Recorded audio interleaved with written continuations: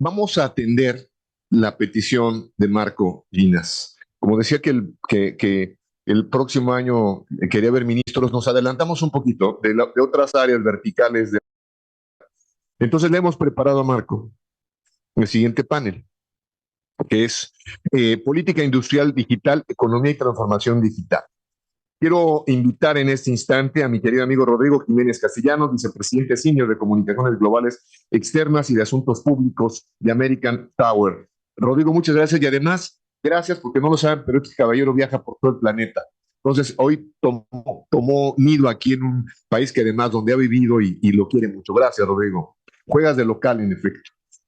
Quiero agradecerle a Nangeli Aurora Silva Ansaldúa, quien es presidenta de la Comisión de Innovación del Consejo Coordinador Empresarial de México, pero además una experta notable de la transformación digital para el sector industrial. Este es el obsequio para ti, Marco. Es una notable profesional de los industriales. Como saben, en México hay una muy potente sector industrial y ella es una de las grandes áreas de este proceso. Y por supuesto, es fundamental para nosotros invitar a Pelayo Covarrubias, presidente de la Fundación País Digital, quien es un líder ampliamente reconocido no en su país, sino en toda la región, por lo que es un lujo tener este panel. Muchas gracias, Pelayo. Ahora me voy con ustedes de este lado. Lo digo, yo creo que te ha tocado un momento, creo que excepcional para estar en American Tower. Hay aquí en Chile, ustedes son el primer país que tiene una cámara de infraestructura digital. Es un tema que es notable porque la palabra de telecomunicaciones ha venido ya prácticamente cayendo en desuso. Las tecnologías digitales han destruido la frontera entre las y telecom, todo es digital, por lo tanto la infraestructura es digital y entonces ahora hablamos de data centers, hablamos de cables submarinos, hablamos de edge computing, Wi-Fi 6, hablamos de nube, hablamos la infraestructura digital es compleja y ahí entran las torres y necesitamos muchas radiobases. ¿Cuál es la visión de American Tower en este mundo? Porque además, sin infraestructura digital, ¿qué creen? No se habilitan los derechos humanos ni hay economía digital en el mundo digital. Si la libertad de expresión, el derecho a la información, el derecho de acceso a la información pública, el derecho a la salud, nada de eso se puede habilitar en el mundo digital. No hay infraestructura más estratégica y a la que tú te dedicas a gestionar y comunicar. La palabra es tuya, Rodrigo. Muchas gracias, Jorge, y muchas gracias a todos por estar acá el día de hoy, por la invitación y la verdad que bastante honrado de poder estar en Chile. Como decía Jorge, un país en el que viví mucho tiempo y al que quiero muchísimo, así que feliz de estar acá. Bueno, yo creo que lo planteaste de la mejor manera. Yo tengo la oportunidad, como dice Jorge, de viajar a diferentes partes y una de ellas es el Mobile World Congress en Barcelona, a la que he tenido oportunidad de viajar varios años seguidos y donde uno ve el paraíso de la conectividad, yo siempre lo digo así, donde ve la tecnología y toda la innovación que busca mejorar la calidad de vida de todas las personas en la sociedad. Pero a mí me genera a veces también un choque, porque uno se da cuenta que para que esa visión se cumpla y para que ese paraíso de la conectividad de verdad tenga un impacto en la calidad de vida de todos nosotros, se tienen que dar una cantidad de cosas. Y entre ellas es una cosa muy básica, obtener un permiso para construir una torre de telecomunicaciones. Suena sencillo, pero escuchamos, por ejemplo, al comisionado del IFT. En México hay 2.500 municipios donde puede ser que cada municipio decida tener su propia normativa.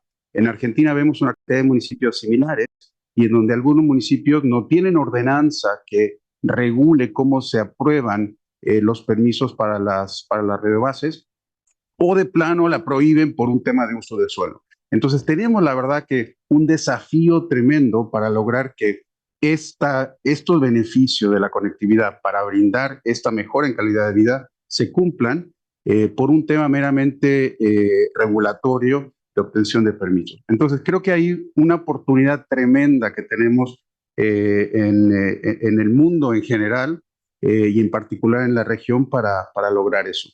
Vemos, por ejemplo, en América Latina que 250 millones de personas no tienen acceso digital el día de hoy.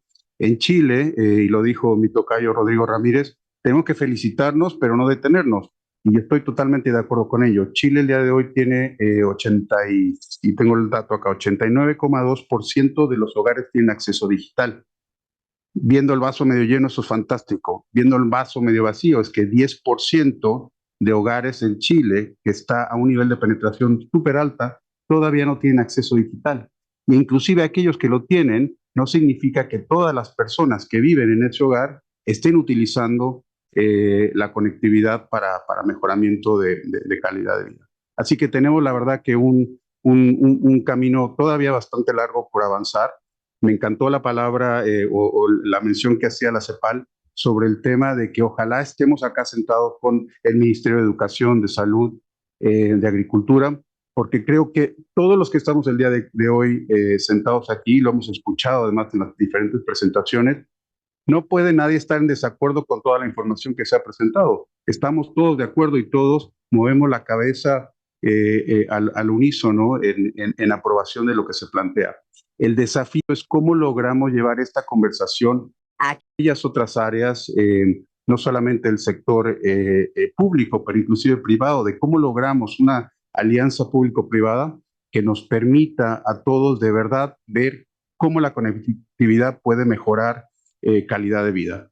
Tener acá al Ministerio de Salud, por ejemplo, para que veamos cómo podemos llevar telemedicina a lugares remotos, al de Agricultura para ver cómo podemos mejorar eficiencias en cultivos con IoT o con otro tipo de tecnología o con 5G.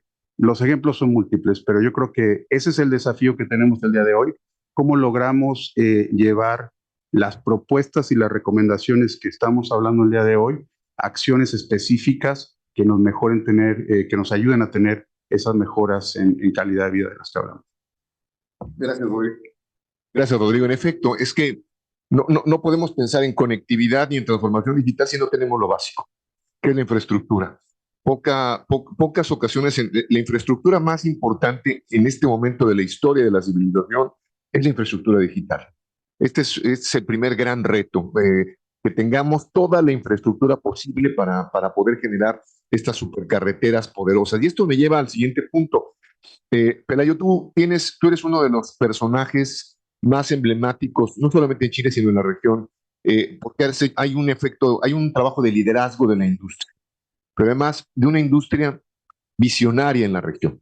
Algo que yo sé que ustedes como chilenos son muy discretos y muy cuidadosos, no les gusta mucho esta visibilidad internacional y yo me he propuesto cambiarles ese punto de vista, porque América Latina lo necesita. Pero tú con esta experiencia, ¿dónde encuentras ahora los siguientes asignaturas? Ya se han dicho, pero ya hemos hablado de conectar a los desconectados, de generar inclusión digital, pero ahora estamos hablando de transformación digital, pero además ya ustedes son el ejemplo de que sin infraestructuras, sin cables, sin data center, esto no funciona. ¿Cómo comenzarías a hacer, a plantear los siguientes pasos del momento que vive Chile? Oye, muchísimas gracias primero por la invitación. Es un honor para nosotros como Fundación País Digital estar acá con ustedes y felicitarte por el trabajo que estás haciendo. La verdad es que es verdad. Nos cuesta quizás como chilenos salir a contar lo que nosotros hemos hecho, no es fácil en nuestra cultura. Y yo por eso quiero partir respondiéndote la pregunta con un agradecimiento. Aquí está Jorge Atton. Yo asumí la presidencia de País Digital cuando Jorge era subsecretario. Empezamos a trabajar juntos, de alguna manera, este proyecto, que después seguimos con Pedro Huichalaf, que está allá al fondo. Hola Pedro, bienvenido también. Luego seguimos con Rodrigo Ramírez, que está acá, y la Pamela G, que está por ahí, y ahora con el subsecretario Claudio Araya, que hablaba al principio del trabajo conjunto. O sea, esto que acabo de nombrar, para los que nos están escuchando afuera, es la principal razón de por qué hoy día hemos podido hablar de Chile. Tenemos un trabajo mancomunado, obviamente pueden haber diferencias, pero siempre las vamos solucionando agua adentro, vamos trabajando como la fundación con proyectos de largo plazo. Hoy día estamos en un Chile 2035 y ese proyecto de Chile 2035 que lo hemos hecho acá con Rodrigo Ramírez a través de la Cámara, con Alfi a través de la Chiletelco y con muchas organizaciones del Senado, de distintas organizaciones, somos capaces de ir construyendo un trabajo en conjunto. Y ese trabajo en conjunto es lo que de alguna manera nos va dando una visión. una mirada a largo plazo que nos permita ir moviendo a Chile a esos desafíos que vienen hacia adelante. Con esto respondo a tu pregunta. ¿Hacia dónde estamos viendo nosotros los desafíos? Y aquí una tremenda noticia, y la verdad que me encantó escuchar de alguna manera a Marco y a Juan. Estamos tremendamente alineados, Marco. O sea, increíble. Tu presentación es la nuestra, porque vemos hoy día un desafío país que está centrado en el crecimiento económico. Ese es lo que estamos empujando hoy día desde Fundación País Digital. Entonces, cuando hablábamos con el subsecretario, ustedes me dicen, pero ¿cómo? ¿Tú no estás preocupado en País Digital de la infraestructura? No, estamos muy preocupados, pero eso lo estamos trabajando ya institucionalmente. Lo está trabajando bien la Subtel, lo están trabajando bien las cámaras, Rodrigo, Alfi, lo están trabajando bien las compañías en Chile, Entel, Telefónica, Claro, BTR, han hecho un esfuerzo impresionante de despliegue, sobre todo post pandemia. O sea, eso llevó a los números que nos dan, más todos los desarrolladores de infraestructura. Entonces, ¿dónde está el desafío? Crecimiento. Y ese crecimiento económico, que como bien decía en su intervención, está estancado durante una década, nosotros queremos verlo desde la lógica de la productividad. Entonces, la pregunta que nos estamos haciendo es, ¿cómo mejoramos la productividad en Chile, que lleva una década también estancada, al igual que Latinoamérica? Y el primer concepto que tenemos desde País Digital, y que es lo que nos motiva con mucha fuerza, es educación. Necesitamos mejorar la calidad de la educación. Y por eso es que nosotros desde Fundación País Digital estamos trabajando junto al mundo de la infraestructura, pero sobre todo, y aquí tomo lo que tú decías recién, estamos trabajando muy de la mano primero con el Ministerio de Educación. Tenemos un área muy grande en el Ministerio de Educación, que no solamente lo primero es que estén todos los colegios conectados, 12.000 colegios están conectados. Pero eso es como tener una piscina con agua llena y nadie sabe nadar. De nada me sirve. Lo que nosotros estamos buscando es cómo le enseñamos a nadar a todos esos niños que están yendo al colegio en un mundo digital, en un mundo del siglo XXI que es totalmente distinto. Por lo tanto, primer objetivo nuestro hacia futuro, mejorar la calidad de la educación. Segundo, ser capaces de empezar a lograr procesos productivos más complejos. Y cuando hablamos de eso, estamos hablando del mundo del trabajo. Estamos hablando hoy de un tremendo desafío en la informalidad. No me he unido con la SOFOFA, con la Cámara de Comercio de Santiago, con la Cámara Nacional de Comercio. Estamos trabajando proyectos laborales que vayan de alguna manera ayudando a suprimir la informalidad y empezar a trabajar más formalmente. Eso es fundamental en Chile. ¿Cómo vamos creando empleos de mayor valor agregado, más complejos? Segundo punto. Primero, entonces, educación.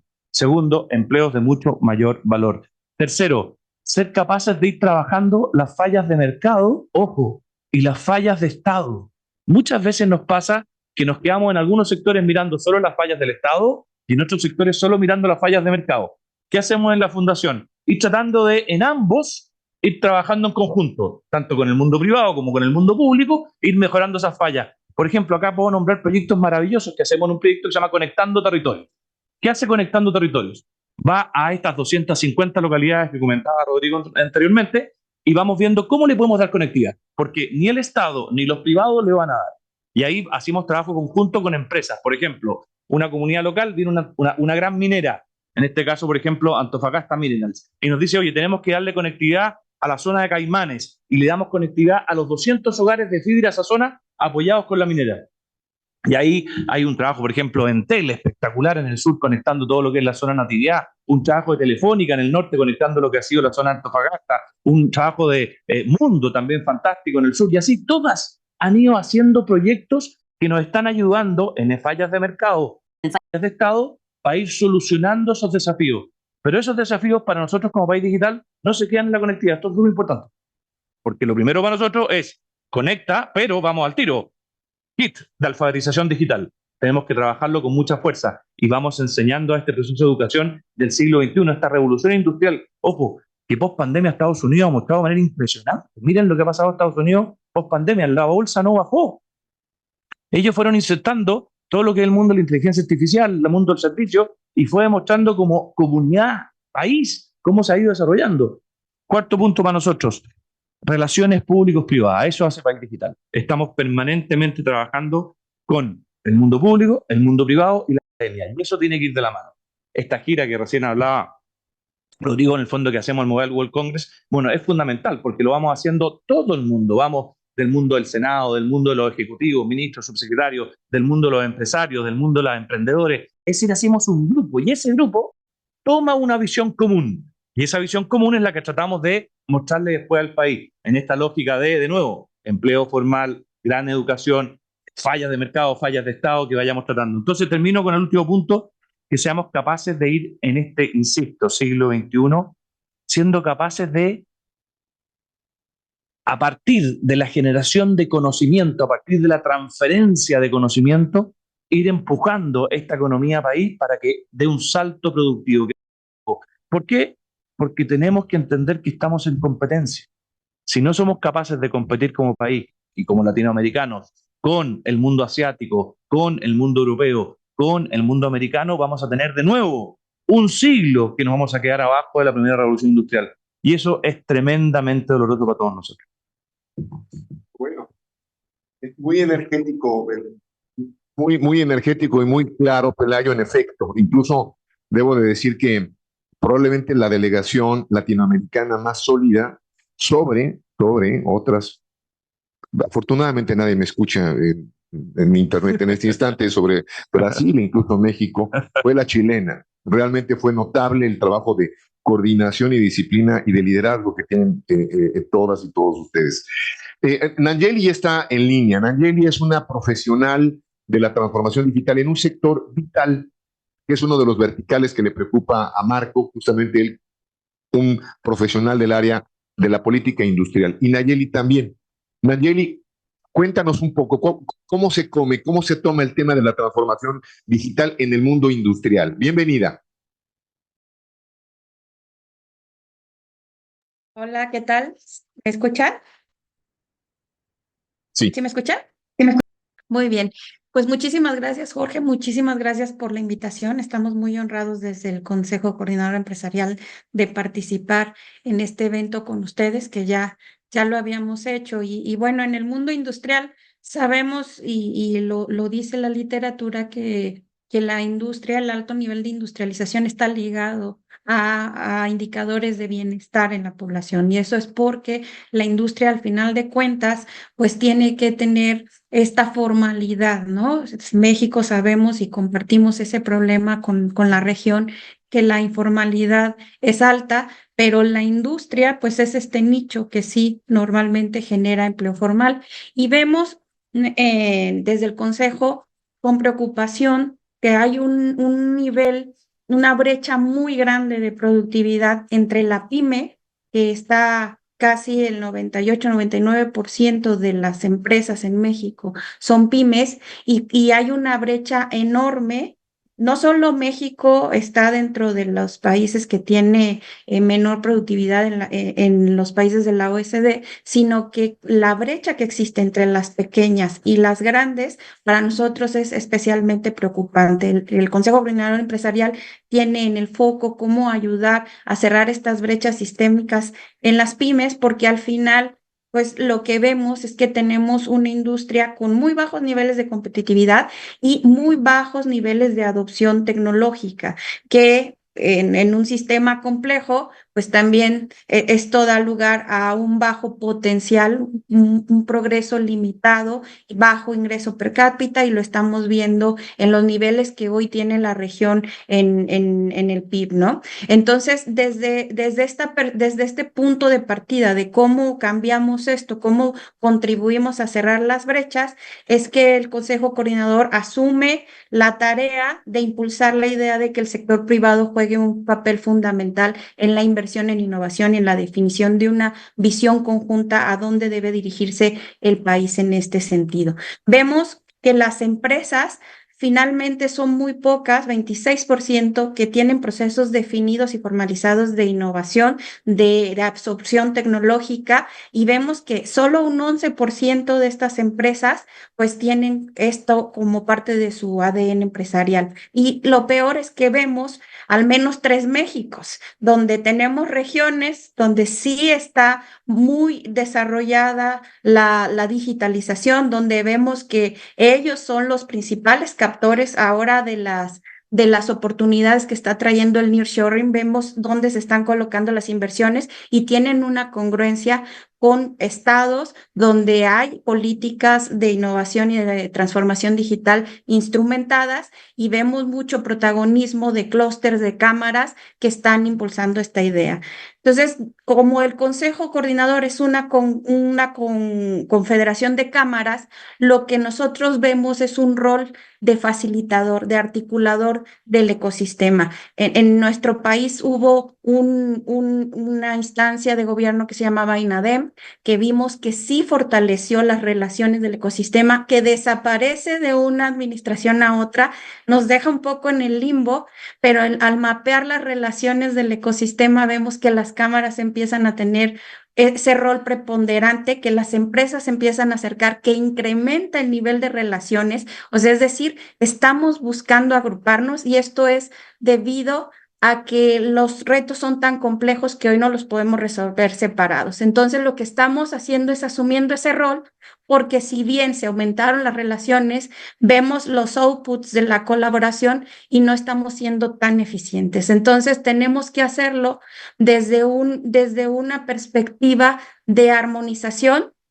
Hay muchas iniciativas. Tú ves, cualquier cámara está haciendo algo en desarrollo de competencias, en formación de habilidades, en impulsar política pública, pero al hacerlo disperso se pierde el impacto. Entonces, lo que hoy estamos haciendo es tratando de articular todos estos esfuerzos a través de una visión común a la que le hemos llamado Futuro MX, que tiene 4 pilares, que es el desarrollo inclusivo, la prosperidad futura, la sociedad resiliente y la sostenibilidad. ¿En qué nos estamos enfocando? Pues es en abordar las características de la empresa: tamaño, talento, sector, trayectoria; en las características de la tecnología, infraestructura, inversión, soluciones; y sobre todo, algo muy importante, el marco legal, la política pública, porque hoy tenemos empresas dadas de alta en Hacienda, tributando, pero que están operando negocios que, si bien son legales por los vacíos que hay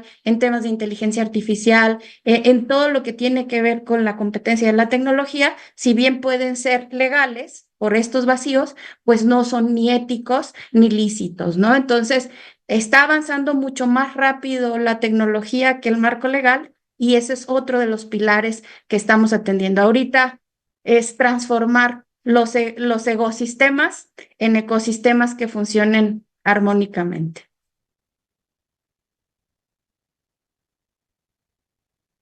¿Se escucha? No, ya está. Gracias, Danieli. Los ecosistemas por ecosistemas, ¿no? Muy interesante concepto. Rodrigo, a ver, regresemos nuevamente al tema. Lo acaba de decir Danieli ahorita, la tecnología avanza a pasos agigantados, todo el mundo está hablando de inteligencia artificial, incluso gente que no sabíamos que sabía de inteligencia artificial, nuevos speakers. eh, pero todo esto no sirve sin infraestructura. Déjame regresar nuevamente a las bases. Las redes de quinta generación 5G tienen una sola función: transmitir capacidad de cómputo. Es decir, estamos en la época del cómputo, de los procesadores, incluso la misma inteligencia artificial es hija de los procesadores de cómputo y del cómputo. Nada de esto va a servir si no hay infraestructura. La infraestructura suficiente, 5G necesita 10 veces más fibra óptica, 10 veces más radiobases, 10 veces, no sé si 10 veces más torres, pero por lo pronto necesita muchísimas. Y todo esto tendría que ser regional, una alerta regional para la facilitación del despliegue de infraestructura y de conectividad. ¿Cómo ves los retos en la región? ¿Cómo son? El mensaje viene desde el corazón de CEPAL, desde el país más avanzado en conectividad y transformación digital en América Latina, hacia América Latina. ¿Cuál sería? Bueno, es grande el desafío, claramente. Primero, un paréntesis, quiero felicitar a Pelayo, porque de verdad que la pasión que él demuestra siempre cuando habla sobre este tema es contagiosa, y creo que necesitamos muchos Pelayos y un Pelayo en cada país de la región para lograr lo que se ha logrado en Chile. Así que te felicito de verdad, Pelayo. A ver, yo creo que nosotros tenemos el desafío más grande que tenemos en la región, tiene que ver con todo el marco regulatorio para el despliegue de infraestructura. Necesitamos por lo menos 3 veces más la infraestructura que existe el día de hoy, en promedio, varía de país a país. Y no solamente necesitamos desplegar infraestructura nueva, sino que utilizar toda la infraestructura que ya está desplegada y que puede ser inclusive mobiliario urbano, por ejemplo, para el uso de celdas pequeñas y demás. Y ahí es donde entramos un poco en la minucia y en la complejidad de los diferentes sistemas de gobierno, de los diferentes marcos regulatorios que existen, y en donde hacemos un trabajo de hormiga, porque puedes tener una agenda digital bastante proactiva, una política pública a nivel nacional bastante sólida, pero cuando llegas al municipio, ahí es donde cambia todo y donde a lo mejor esa política no se traslada o no se traduce en acciones específicas de aceleración de despegue. Hay buenos ejemplos en la región. Tenemos, por ejemplo, en Brasil últimamente se ha hecho todo un esfuerzo de implementación de ley de antenas a más de 600 municipios, y esto ha logrado que se homologue mucho el marco y que eso permita un despliegue acelerado. En Perú se implementó hace varios años un tema de aprobación automática, y vemos también ejemplos fuera de la región. En Europa se acaba de aprobar también una normativa que está en proceso de reglamentación, que busca implementar un tema de silencio administrativo o aprobación tácita si después de X tiempo no se tiene el permiso. Entonces, creo que hay muchas experiencias de las cuales podemos aprender a nivel regional y que eso conllevarán a una aceleración del despliegue. Pero claramente estamos en el debe, tenemos un desafío importante. En Chile en particular, tenemos desde la implementación de la ley de antenas en el año 2012, el día de hoy Chile tiene 16,000 sitios de telecomunicaciones y nuestra estimación es que se necesitarán por lo menos duplicar o en un 2,5 incrementar el parque de sitios al 2032 más o menos.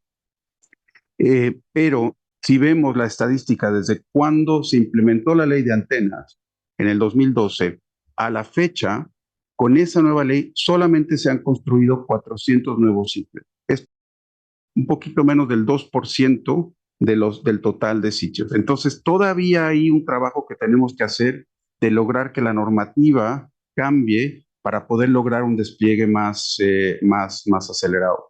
Chile además tiene una particularidad a diferencia de otros países de la región en donde aparte de toda la permisología que se tiene que obtener a nivel municipal, hay también un proceso concesionario como proveedor de servicios de telecomunicaciones a los proveedores de infraestructura pasiva, que eso no existe en otros países. Entonces, combinado los dos procesos, trae una complejidad también que es importante. Entonces, tenemos que seguir trabajando, esto lo hacemos con las direcciones de obras municipales, que son los organismos a cargo en Chile de dar los permisos a nivel municipal, pero también con la Subtel para lograr que estos procesos que buscan también tener un despliegue más ordenado, que eso no pasa a veces en otros países de la región, cumplan ese objetivo, pero que al mismo tiempo lo hagan de una manera rápida y eficiente que nos permita tener ese despliegue de infraestructura cuando se necesite. Gracias. Gracias, Rodrigo. Pelayo, hace unos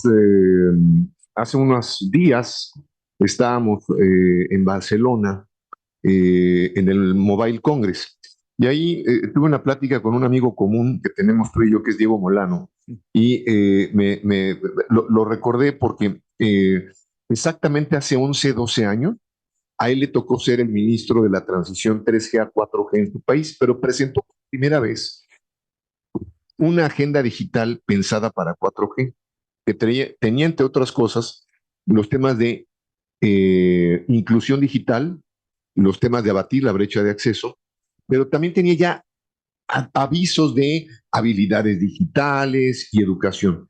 En este instante estamos 11, 12 años después de aquel momento de Vive Digital de Colombia, que fue la primera gran agenda digital que todos tomamos de ahí en adelante. Recuerdo que estaba la agenda de Imagina Chile, Argentina Conectada, México Digital, pero 5G necesita una agenda distinta. Estamos en un momento de política pública que no tiene nada que ver con la anterior. Es decir, hay temas como la brecha de acceso, ya estamos, pero ustedes están mucho más adelante del tema de la brecha de acceso que en América Latina. Pero tenemos nuevos retos de política pública que no existían, que hay que imaginar. ¿Cómo comenzamos a imaginar esto, Pelayo? Tremenda pregunta y gracias, Rodrigo, por el comentario.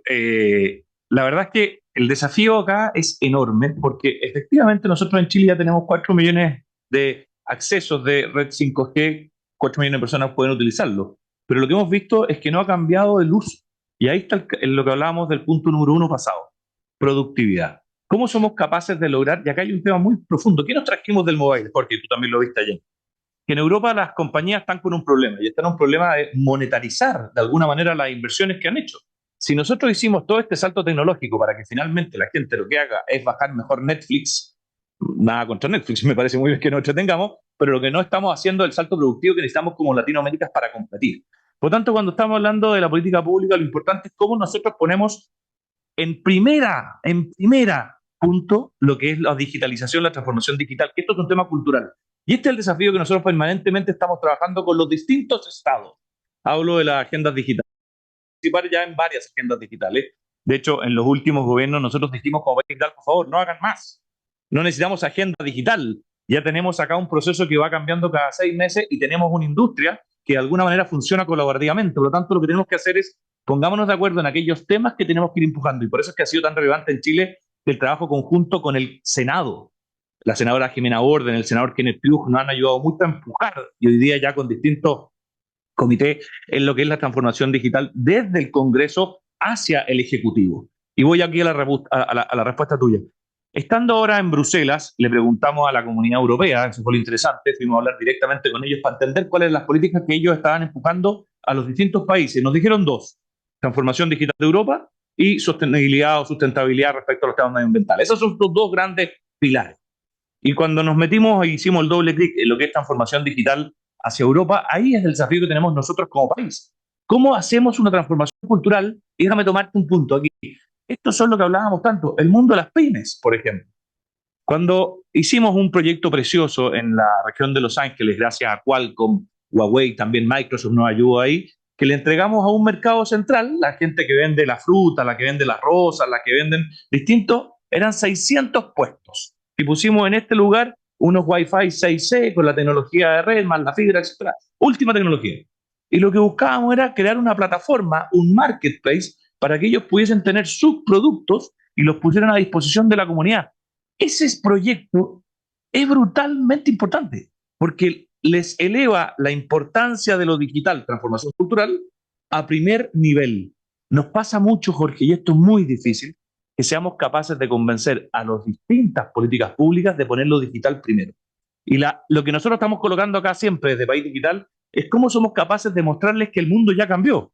Y como el mundo cambió, necesitamos ser capaces de colocar digital first, como dice, lo digital primero. Y eso es una transformación cultural. Una transformación cultural que en Latinoamérica, dadas las ventajas competitivas que tenemos, no es fácil. En Chile, muchas veces me dicen cuando termino que nosotros competimos gracias a las ventajas competitivas que tenemos en recursos naturales. Claramente somos ventajosos en aquello, tenemos grandes minerales, grandes procesos silvopecuarios, agricultura, etc. Esto no está en competencia con eso, muy por el contrario. Lo que hace la transformación digital es ayudar a que todas esas ventajas competitivas que están en la tierra se produzcan de mejor manera. Y ahí todavía no ha entrado. Entonces, cuando hablamos desde las grandes empresas, pymes, gobierno, digital first. Y eso es una transformación cultural que tenemos que empujar desde esta industria, pero sumando todo el mundo productivo. Totalmente. Nayeli, vamos contra el tiempo, les debo de informar. Va a ser la última pregunta. Nayeli, ¿cuáles son los retos en materia de transformación digital del sector, de los sectores industriales? Y no me refiero a México, me refiero a cualquier sector industrial. ¿Cómo abordar este problema? ¿Cómo abordar el tema de las cadenas productivas, la cadena de suministro? Invitar este problema que acaba de mencionar Pelayo mismo, ¿no? De invitar a que las empresas generen un proceso de transformación digital. Adelante. Mira, hemos mapeado varios retos, ¿no? Vemos el principal, que la transformación digital tiene más que ver con decisiones de personas que con la tecnología. Si bien vemos un repunte de la tecnología, vemos mayor conectividad a nivel país, pero al final tiene que ver con la cultura empresarial. Y en esta parte vemos tres grandes retos que tenemos, al menos en México como país, pero creo que sí las compartimos a nivel región. En primer lugar, no hay visión de largo plazo, no hay una visión unificada que pueda direccionar hacia dónde vamos a apostar las inversiones, hacia dónde vamos a desarrollar las capacidades e infraestructura que tenemos. Si bien existen muchas iniciativas, no son parte de una política industrial integrada e instrumentada sobre todo, ¿no? Y vemos además en algunos países, pues estos conflictos a nivel político, varias transiciones a nivel social que están incluso poniendo el panorama más complejo. En segundo lugar, vemos el desarrollo de competencias y habilidades, porque si decimos que las personas son las que van a liderar este cambio, pues tienen que tener herramientas, marcos de trabajo distintos. Hoy más que nunca las brechas generacionales al interior de las empresas están afectando la manera en la que se trabaja. Y en tercer lugar, no existen estos espacios de diálogo como pero que sirvan de manera permanente, que estemos colaborando de manera permanente. Hoy ya la competencia no es entre empresas, nosotros insistimos mucho, es que es entre ecosistemas. Los ecosistemas mejores integrados, más dinámicos, son los que van a poder tener mayores ventajas competitivas. Y esto implica un cambio en las empresas a nivel modelo de negocio, porque hoy tenemos que construir modelos de negocios de ecosistemas, empresas listas y dispuestas para poder colaborar con su entorno y poder entre todos resolver problemas que cada vez vemos van a ser mucho más complejos. La tecnología es el gran democratizador de la productividad y lo que tenemos que hacer es garantizar un entorno que permita el que una empresa la pueda absorber de manera sistemática dentro de su cultura y que esto se refleje al final en un ecosistema más competitivo y dinámico. El gran, otra vez, lo que nos escucha, bueno, ¿ya se escucha? No, ya. Sí, se El escucha. gran democratizador de la productividad. Yo siempre digo que es el gran homologador igualador de derechos, pero cada día encontramos conceptos que son vitales para comprender aún más las oportunidades de la tecnología digital. Elayo, muchas gracias. Es un privilegio tenerte, escucharte en efecto con la pasión y la claridad que lo haces. Rodrigo, querido, muchas gracias porque eres un apasionado de los mensajes estratégicos del mundo de la infraestructura digital. Gracias, Nangeli, porque eres una mujer digital notable, relevante. Vamos a dar paso al siguiente panel. Un aplauso a esos panelistas, por favor.